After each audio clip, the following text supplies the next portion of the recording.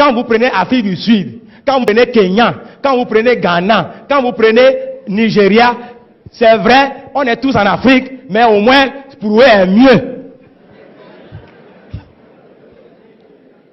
Tout simplement parce qu'ils font preuve de créativité. Ils sont plus entreprenants. On ne les maintient pas dans la mentalité de bureaucratie. Entre-temps, je suis allé au Nigeria pour voir un peu comment la mentalité se passe là-bas. Parce que moi aussi, je suis africain francophone, 100%.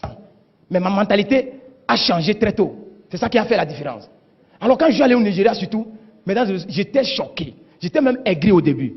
Je vois l'étudiant, suivez attentivement, l'étudiant nigérian vient en classe en voiture 4x4 new, pas acheté au port. Hey, le premier jour quand j'ai vu, il dit, hey, parfois moi je pose la question, are you a student? Il dit, how? Pourquoi tu poses cette question? What is your secret? Quand tu lui poses la question, quel est ton secret? Il va te dire, hey, one leg in school, another leg in business. Notre mentalité ici, notre culture ici, notre philosophie, l'éducation qu'on nous a donnée très tôt, c'est qu'un pied à l'école, l'autre pied se trouve où? Dans les affaires. Et c'est ce qui me permet, moi étudiant, ce n'est pas papa qui m'a acheté la voiture, moi étudiant, je peux m'acheter ma propre voiture, neuve. Mais chez nous ici, quelle est la mentalité? Two legs in school, bien collés, c'est-à-dire 2 pieds à l'école, bien collés. À la fin des études, les two legs reviennent aussi à la maison, bien collés à la maison. On regarde la télévision, on mange, on insulte les parents, on insulte les présidents. On croit que c'est eux qui ont fait quelque chose. Maintenant, l'anglophone, quand il a fini ses études, étant donné que l'habitude est une seconde nature, s'il cherche l'emploi et il trouve cet emploi, il le fait très bien. Parce qu'il se dit, ça c'est ma contribution en tant que fonctionnaire pour le développement de ma nation. Il le fait très bien. S'il est ingénieur en informatique, ingénieur en cours, il le fait très bien. Mais il fait toujours one leg in office, another leg in business.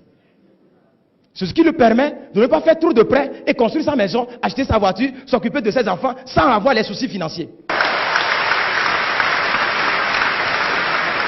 Mais revenons chez nous, en Afrique francophone.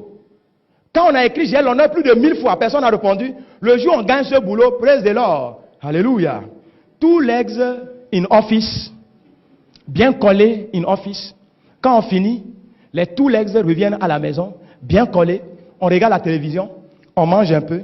Vous savez, là où nous on est puissant en termes de libération de notre potentiel, c'est notre potentiel sexuel. Quand on finit de manger, on regarde les journaux. Tout ce qu'on dit dans les journaux, c'est la négativité. On est énervé encore. On va se coucher, on libère son potentiel sexuel sur la femme. Nos femmes en Afrique francophone sont tellement fécondes, elles attrapent rapidement, elles fabriquent beaucoup d'enfants. Et quand on fabrique beaucoup d'enfants, les conséquences, c'est que les charges s'augmentent. Quand les charges s'augmentent, le matin, on se réveille, on est énervé, on court, on va au bureau, on revient le soir, on regarde la télévision, on mange un peu. Quand on est stressé, le seul endroit où on peut libérer son stress, c'est sur la femme. On libère encore, la femme attrape, on fabrique encore plus d'enfants, on va au bureau, on revient le soir, on regarde la télévision, on mange un peu, on libère encore, la femme attrape. Au lieu de dire un peu non, les femmes aussi attrapent seulement. Et on a fabriqué tellement d'enfants, les charges ont augmenté, papa est stressé, actuellement il a 30 ans, mais il a tension, il a diabète, lui seul. C'est ça l'Afrique francophone, mesdames et messieurs.